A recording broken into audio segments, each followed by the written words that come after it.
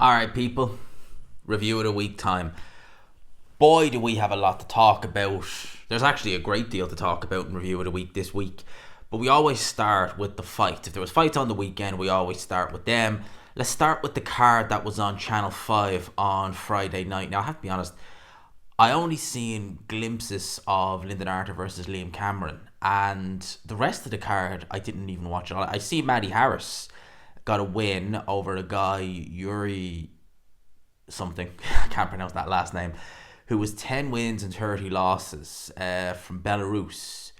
And yeah, actually, to be fair to Maddie Harris, that's the first stoppage the first stoppage loss this guy has suffered. He even brought Robert Helenius the distance since 2018. If you look at this guy, this is a proper journeyman's record. It's all losses, but it's all decision. Maddie Harris took care of him in 2 rounds. That's not too bad of it. Look, again, Maddie Harris is what Maddie Harris is. His only loss came against Dobyshenko. And that was a guy who took Hughie Fury the distance, and Moses Atauma beat him almost one-handed. So it's not ideal for Maddie Harris, but I do think that if all goes right, he has something to offer at maybe domestic level. Lyndon Arthur, Liam Cameron, apparently Lyndon Arthur didn't do the weight properly, came in slightly overweight by half a pound. The fact he came in overweight by half a pound and still, yikes. And got a split decision. Now, again, I only seen the highlights. From the highlights I seen, I can't really argue with Lyndon Arthur winning, but I'd really need to sit down and have a good kind of recap of it. I only seen a few clips that were shared on Twitter and things like that, but yeah, it's not ideal. You look at Lyndon Arthur, and he went the distance with Dimitri Bivol, was on the verge of getting stopped. I think it was in round 11, but ultimately saw the end of the fight. And I actually thought Bivol would stop him. He didn't. He looked very poor in the fight before that, only coming through and stopping the guy late. I think it was a body shot that he stopped him with. Lyndon Arthur, he's only 33 years old, and it's a weird one. He got that win over Anthony Yarde nearly 4 years ago now. And it's just like, since that win, and bear in mind, he jabbed his way to victory that night, but he didn't take a beating or anything like that. Got stopped in the rematch nearly a year later, and has just not looked the same since. I don't know what's gone wrong. I really don't. Lyndon Arthur, though, I don't know. A solid domestic level fighter. You'd look at Lyndon Arthur and you'd say, why not put him with Ben Whittaker next? Because really, where is Lyndon Arthur going to go? I don't think he's going to get to world level. And Ben Whittaker, let's see can he deal with that? That was the Channel 5 card. Now we get to the Matchroom show, which I didn't do a review, and I kind of regret not doing one, because I did see the main event, Tyler Denny versus Felix Cash. We'll start with that later. I see Muhammad Mustafa Ali, who was 4-0 going into this fight, got a draw with Kelvin Majad. I think it's how you get that name. 6-round draw against the guy who was 2-1. Now, normally when you see a draw, you kind of think, was it really? Should it have gone to the away fighter? That's not a particularly good look for young Mustafa Ali. Getting the draw in only your 4th fight against someone who seems a bit limited, but let's wait and see. Let's not write him off just yet. Shannon Ryan versus Emma Dolan. I did catch this fight. It was actually a decent scrap, to be fair. Shannon Ryan was down in round 2. She took a big right hand from Emma Dolan, and then Emma Dolan followed up with a combination. Now, I have to say, Dolan was lucky that was ruled a knockdown, because she was hitting her around the back of the head. She was. So I will say that that's a dubious knockdown, although the referee could maybe have ruled that she was really hurt from the right hand that landed flush. So she gets the win over Shannon Ryan, split decision. Some people felt Shannon Ryan did do enough to win the fight. Others felt actually no, Emma Dolan did just nick it. The knockdown certainly helped. Lewis Crooker, Conan Walker. That was a good fight. That was a really, really, really, really good fight by Lewis Crooker and Conan Walker as well. A lot of people actually feel as though Conan Walker maybe just edged that fight. Maybe just edged it. Lewis Crooker, I seen him way back when. I actually watched him fight William Warburton. That's the first time I ever seen him. That was in Windsor Park. And William Warburton is a journeyman true and true. I mean, he was going into that fight, he had 137 losses. So, a journeyman like that, you're not normally going to get rid of them. But you could see that, he was looking all right, even going back then. And now he's campaigning up there at 147 pounds as a win over Tyrone McKenna. Stopped Jose Felix last time around, but now you do have to say he came into that fight at 150 pounds. So yeah. And bear in mind, Jose Felix beat Gary Cully at 135. So you kind of put that in a little bit of context. And now this win over Conan Walker.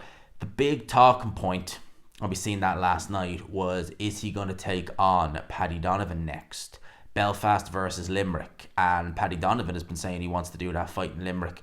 Where would you do it in Limerick is the question, because I've never been to Limerick. I've driven through parts of Limerick going to Cork, but I've never been in the town or the city itself, so I don't really know it too well. They have a stadium that they tried to do a fight with Andy Lee and Billy Joe Saunders years ago. Never happened. But where would you do? Obviously in Belfast you have the Ulster Hall, which is kind of like the York Hall really. If you want to do it in a kind of smaller setting, but you wouldn't want to do it there. You do it in the SSE Arena in Belfast. I think it might be. Correct me if I'm wrong on that one. But they do have an arena in Belfast where they could do it. I don't really know anyone from Limerick who knows a decent sized arena where you could do that, because it would be nice to see a show, because with Matchroom they seem to, and it's like that with a lot of them in Ireland, it's really Belfast and Dublin. They're the two main places you do the shows. That's literally it. So it'd be nice for them to see other parts of the country. Limerick City is a reasonably big city by Ireland standards. It's behind, I think, Cork and Dublin. But yeah, that'd be an interesting fight. I would make Donovan favourite. I would. I think Donovan is incredibly talented.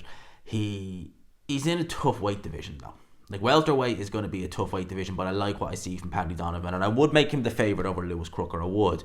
So I wonder if Eddie Hearn can get a date in Ireland, whether it's in Belfast, whether it's in Limerick. Let's see. Maybe do it on neutral ground, do it in Dublin, who knows. But that's that fight there. And then Tyler Denny, Felix Cash. Now I'm going to just say it should have been a 5th round TKO. It should have. It looked to me like that was a punch that caused the cut over Felix Cash. But when you see the DAZN showed the replay, and for me, unless I'm seeing things, it looks all the word like it was a punch that went in and caused the problem with Felix Cash. Tyler Denny, all I can say is credit to him, because I remember when he fought Bradley Ree. Now, he was brought into that fight really as the away fighter. He was genuine. He was brought into that fight as the away fighter to Lewis. He won. He beat Brad Pauls.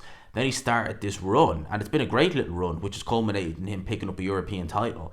And a European title, I mean, if that's all you win in your professional career, that's a very, very big title to win. It's not a world title, but it's a very impressive title to have nonetheless. A British title is a very impressive title to have, much less a European. So credit to him. I mean, he lost to Linus Adofia. I think that fight was in the York Hall. Yeah, it was. Way back in 2019. Was that televised? I don't think it was. But he lost to people like Linus Adofia, majority decision, stopped by Reece Cartwright. And you look at his early career, there's nothing to really suggest from his early career that Tyler Denny would go on to really kind of do anything, in the nicest way. There's nothing to really suggest that. But it's like I said, if you might not have the talent, but you could be a product of the gym. And a product of the gym is the likes of Tyler Denny. Maxie Hughes would be another one. Johnny Nelson, I think, is the gold standard for it, where you might not be the best. You might not be the most athletic. You might not have the most natural talent starting off, but if you just work at it and work at it and work at it and work at it and work at it, it's not going to be for everybody. They're not all going to be able to achieve good things, but they can improve. And that's what Tyler Denny has done. He's taken the losses, and he's obviously learned from them. He's improved immensely because he looks a very, very good, capable fighter.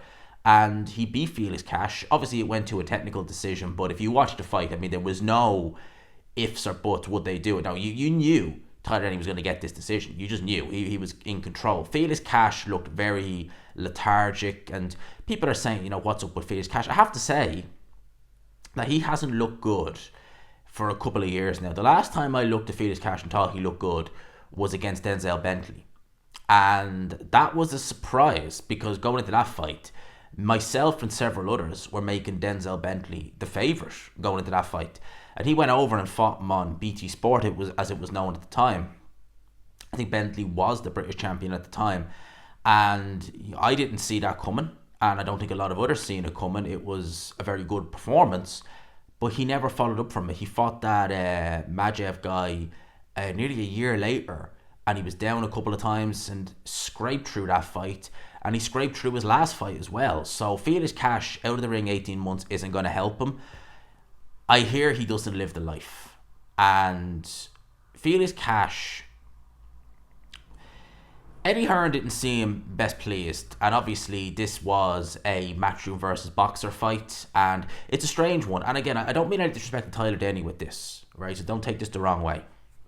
But Ben Shalom has been seemingly unwilling to send his fighters into purse bids or even go over and fight on Matchroom or Frank Warren shows.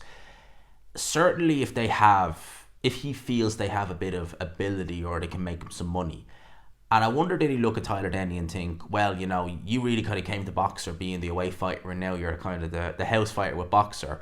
So I'm happy to send you over, but I'm not happy to send Adam Azim, Richard Riakporhe, etc., Isaac Chamberlain. I'm not happy to do it with them. But yeah, you can go over there. Well, he went over there and he won. And credit to him. Felix Cash has had, and I've said this before about him, opportunity after opportunity after opportunity. I can't believe Eddie Hearn has the patience to work with Cash as long as he has. Because Felix Cash I've looked at and I've never really been sold on. Like, I've never looked at him and thought, oh wow, he's got mega ability or anything like that. I thought he was a fairly run-of-the-mill domestic level fighter. But Eddie Hearn has kept him all this time since he's turned pro, actually. I remember seeing his pro debut as well, actually. And he beat Denzel Bentley. He was meant to fight on one of the fight camps that year, that summer. He pulled out on one of them. He was meant to fight in the undercard of Joshua versus Jermaine Franklin last year. Pulled out, I think, on fight week. They were trying to do him versus Ammo Williams. Eddie Hearn was keen on that fight. Felix Cash didn't seem too keen on it. So Eddie Hearn has tried and tried and tried. And this is the thing about Eddie Hearn as opposed to other promoters. Eddie Hearn, and you could say this is maybe a critique of Eddie Hearn in one sense, because he seems to try with certain fighters when they don't want to try and win him.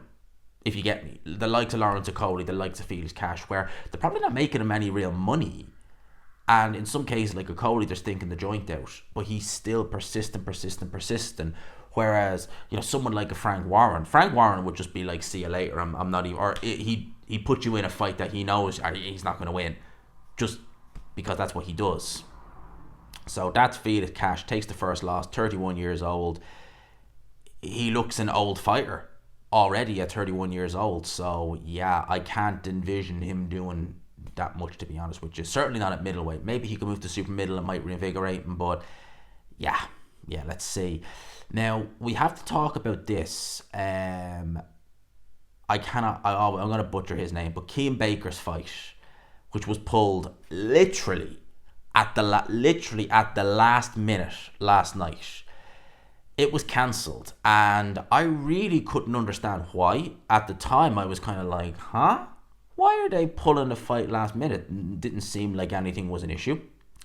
Well, apparently Eddie Hearn has told multiple reports the Gambling Commission and the British Boxing Board of Control are investigating it. Now, I don't want to make any accusations or anything like that. I have heard, and people have told me a few things. And again, I don't want to go make a song and dance, but I go too far into it. But I have heard a few things. And yeah, if it's true, probably did do the right thing. Pulling it, to be fair. Probably did. Jack Catterall will face Regis Prograis on August 29th at the Co-op Live Arena in Manchester. Regis Prograis coming in off the back of a loss. I don't think he's fought since he lost to Devin Haney. Jack Catterall coming off the back of a win, a revenge victory over Josh Taylor. So yeah, there you go. Jack Catterall going in there with Regis Prograis. I would imagine the winner of that would likely fight for a championship. I would imagine. How much does Prograis have left? I thought we'd get more out of him in that fight with Devin Haney. I really did.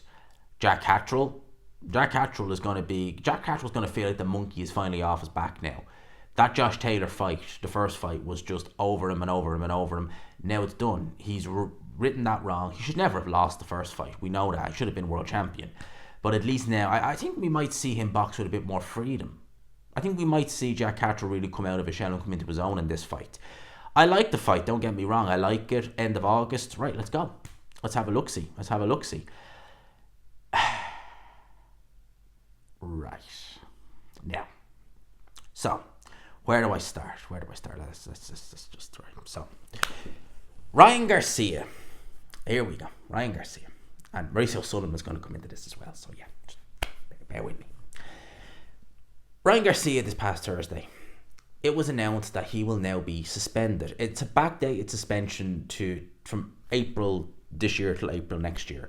So he'll be out of the ring for a year. It's a year suspension, which by US standards is a little bit harsh than we're used to seeing, but it's still pretty much a slap on the wrist. It's a real case of, now, don't be doing that.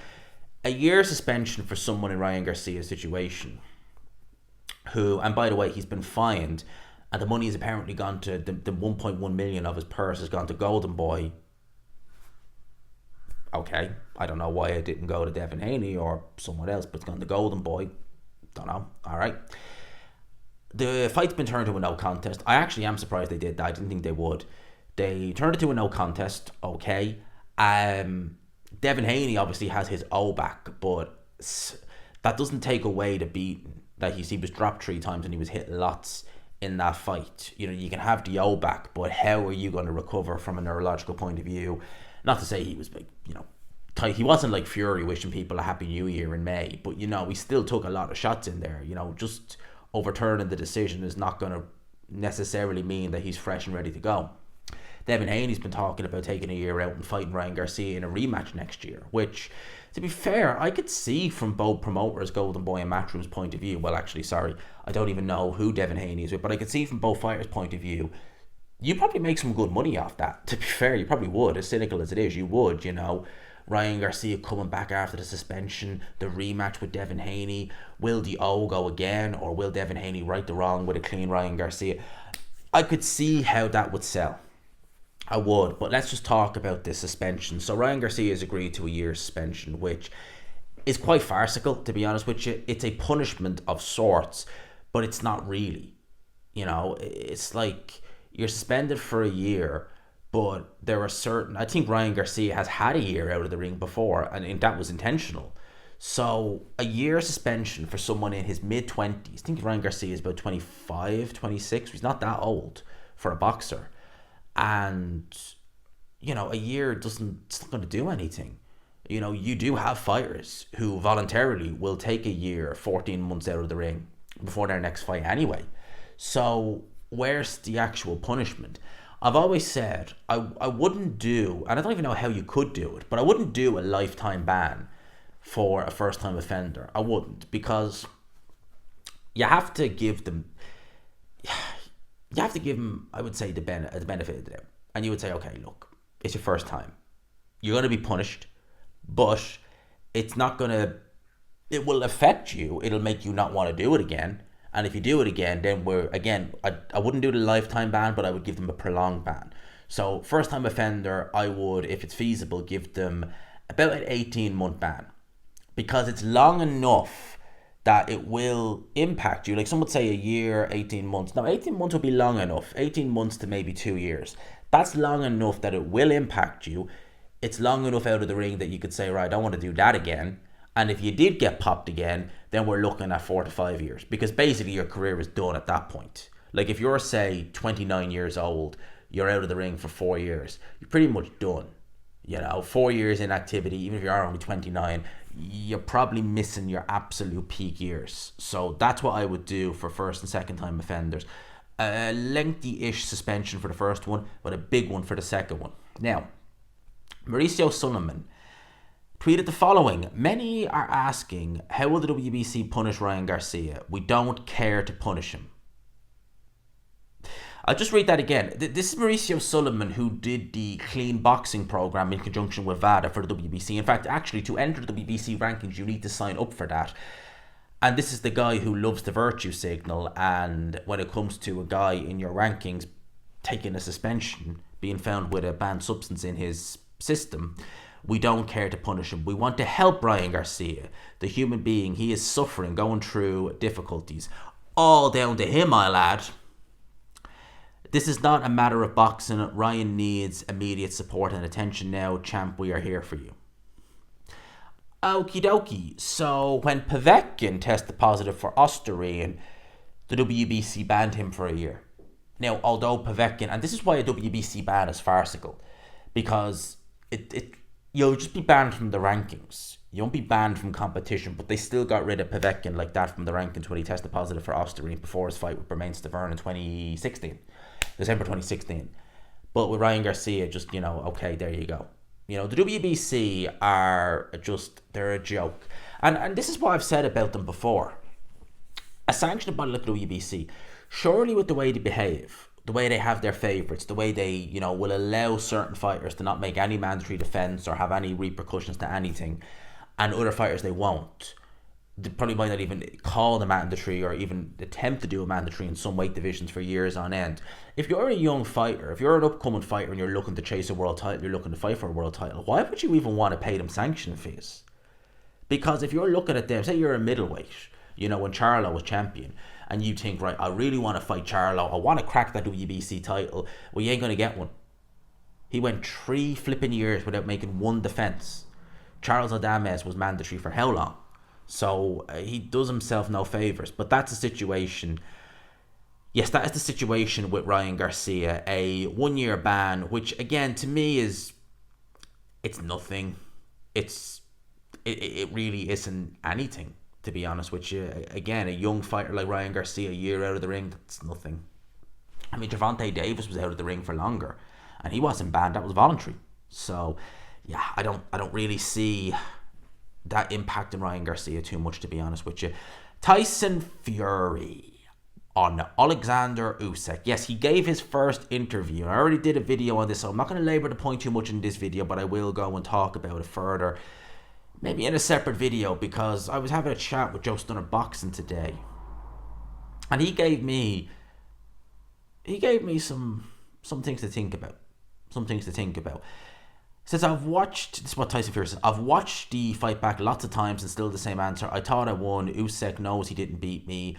I thought I boxed the head right off him for most of the rounds. He busted my nose up in round 8, 10-8 round in round 9.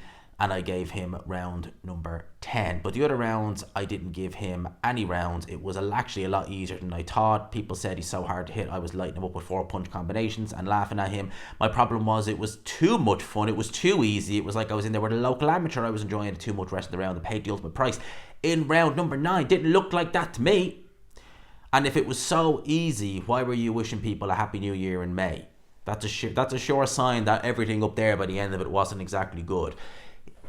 Tyson Fury, if he genuinely is believing this, and what Joe Stunner said was so interesting, that for Joe Stunner, he was kind of, will the rematch happen, will it not? And having heard this, he's more convinced now that it probably won't.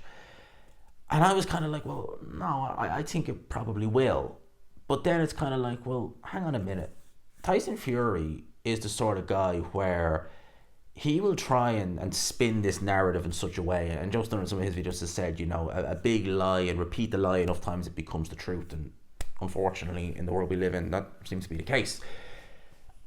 And his kind of synopsis in it, for want of a better word, is if he can just get people to kind of jump on the bandwagon of, Fury got jobbed the first time around, he really did beat Usyk, and why should he rematch him, because, like Eurovision, he's not going to win it, And that's, you have to laugh at that, like that Fury is actually clinging on to that, but AO. And what that means is that he can kind of swerve the rematch, not take it, and he'll have if he can get enough people to believe it, he'll have a bit of, comeback where people will say, well, he did really win the first fight, didn't he? They didn't give it to Usyk because of this, that, and the other. Why does he need to fight him again? He's already beaten him. He just didn't get the nod.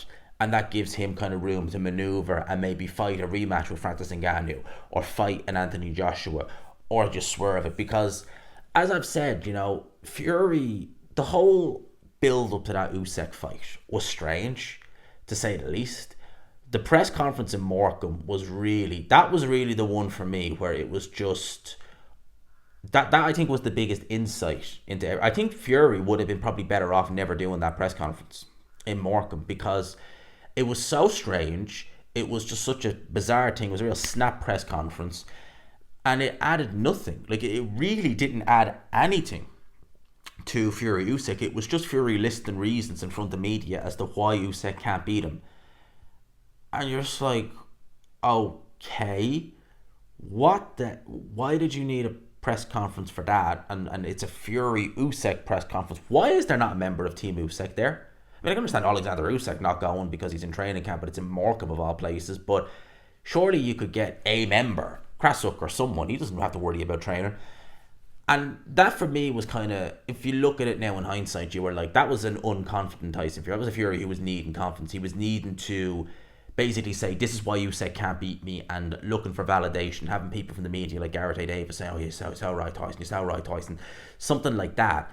And I think this is more of the same. He's going and he's saying, this is why I beat Usyk, and Usyk can't beat me, but the only reason he got the nod is because of the conflict. You're so right, Tyson, you're so right, Tyson. Yes, so right, Tyson, you're so right. That's more how David said, so right, Tyson, yes, so right. Oh, God.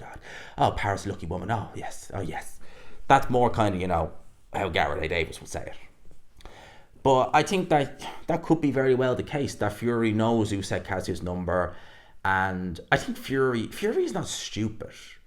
Fury must know that the body isn't what it used to be. That going through a training camp for the guts of 6 months, looking for all of 9 minutes, the best you ever did, or the best you've looked in years, and still not being enough to win, and having to literally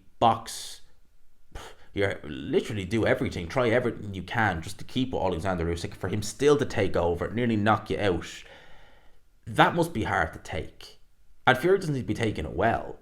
And I'm sure going into the rematch, he must know deep down. He might say whatever he wants to do, spin this narrative, but I'm sure he must know deep down that he's bumped into a guy who has his number. And that was the first time around. Can Fury improve? I don't know. Because I think that fight took a lot out of him. It would have taken something out of Usyk, but nowhere near as much. So I really don't know. Eddie Hearn has stated that they are now in final negotiations for Joshua's next fight at Wembley Stadium, with the priority being Daniel Dubois for the IBF World Heavyweight title if Alexander Usyk is stripped or vacated, but no deal done yet. That was a few days ago. I don't know. I mean, I'm hearing nothing. The rumour mill was that we were going to have a press conference this coming Wednesday. Now, we might. I haven't heard anything about it, so we will wait and see what goes on there. But, yeah, I mean, I would have thought that they would have just pretty much been Dubois versus Joshua. Because if you think about it like this, they're saying Dubois is the priority, but with the IBF title on the line. But would that not do the best out of all of them in terms of numbers? Again, I'm just thinking out loud here. Would that, irrespective of world title on the line, because if it was Parker the rematch, well, that's got no world title on the line. If it was Zhang the rematch, that's got no world title on the line.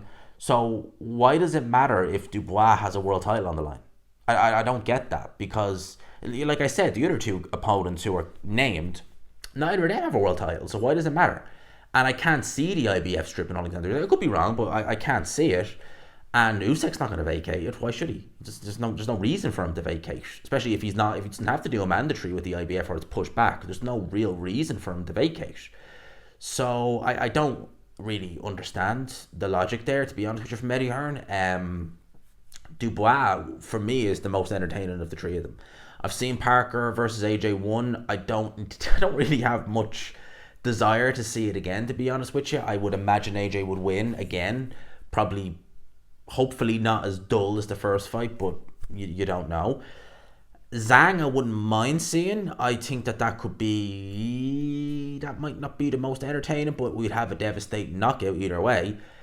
And then Dubois, I think that's just the most entertaining. And I think, yes, we'll get a devastating knockout. So that would be my preference, to be honest with you. Zhang versus Joshua. Or sorry, not Zhang versus Joshua. That would be my preference. Dubois versus Joshua. But yeah, I don't know. And we haven't heard anything. Let's wait and see what happens. We might hear something this week. I don't know. Let's have a quick look-see on box to see him before we finish up here. I hope I haven't gone too long again. When you see now, I'll have gone ages. And that'll be that. Chris Algieri, I don't think we'll see Ryan anywhere near 140 again. Unlikely. I would say he will come back next year and he'll be a 147 fighter, 147 pound fighter. What else do we have? Jack Catterall to face Prograis. Yep, all southpaw clash. Oh yeah, I forgot about that. That might actually, that could, yeah, that might not go well. That might not go well actually. It's because normally when you have two southpaws who like to box on the back foot, you don't tend to have compelling viewing, to say the least. But you never know. Strange things have happened. There's not a lot in boxing scene now, to be honest with you. There's genuinely not. Now Bam Rodriguez is carrying the torch. Eddie Hearn said that he will be if he beats Estrada this coming weekend. I'm looking forward to that fight. Definitely am. There's not a great deal, to be honest with you, there's not a great deal in boxing scene. So I will leave it there. Lads, I hope you enjoyed this video. If you did, smash the like button if you could. Hit subscribe, of course, as always, if you haven't already. People, I hope you all have a great week. I hope the phone rings with some good news for someone this week. I actually need to put a post in the community tab because I have something planned this weekend. So I said, because I'll have something planned and I'll be doing stuff this weekend, and there's obviously Bam Rodriguez versus Estrada. I don't have that much on. So I said, why not do another Q&A? Haven't done one in a couple of months. Let's do another one and see how that goes. So I'll pop that on the community page probably tomorrow at some point, and we'll do a few questions, maybe Wednesday, Thursday.